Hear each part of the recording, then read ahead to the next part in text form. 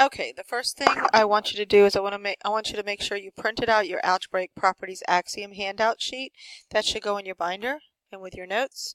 And the next thing, print out the sheet, which I'm having trouble putting up here on the board, but I want you to print out the sheet that says properties of equality, and it goes with this tutorial.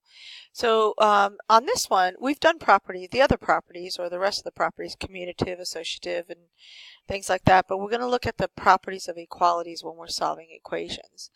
All right, so number one, if you look at your handout, it says 2 parentheses x minus 9 equals negative 10. That's your given equation. But when you go from problem number 1 to number 2, what did you do as far as properties go? So basically you took this 2 and you multiplied it by x, and then you take this 2 and multiply it by negative 18, which is called your distributive property. And I'm going to abbreviate because it's up on the top of your sheet as well. Okay? All right, so now when we go from 2x minus 18 equals negative 10, if we were to solve this, we would add 18. I'm sorry. So when we add 18, we're using the addition property. So that would give us this 2x equals 8. So that's our addition property of equality. I'm going to abbreviate that too. I'm sorry. Okay, and now we're going to go from this one, 2x equals 8. We would divide it by 2, correct? To get us x equals 4. So we're talking about our division property. Okay, your next problem, number 2, would be m divided by negative 3 plus 10 equals negative 1. That's your given equation. And to go from number 1 to number 2, you would have subtracted 10, right? That's what would have happened.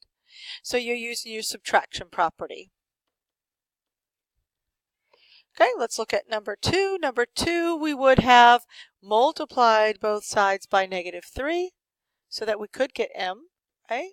So then we're using our multiplication property. Again, I'm going to abbreviate. Okay, and the last problem I'm going to go over is 5y minus 1 divided by 2 equals 7. That's your given problem. To go from there to number 2, we would have multiplied both sides by 2, so we use the multiplication property.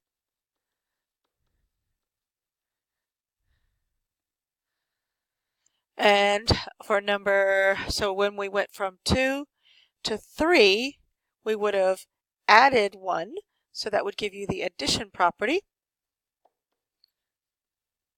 And then going from 3 to 4, you would have divided by 5, so there's your division property of equality. Okay, so I want you to finish problems number 4, 5, 6, and 7.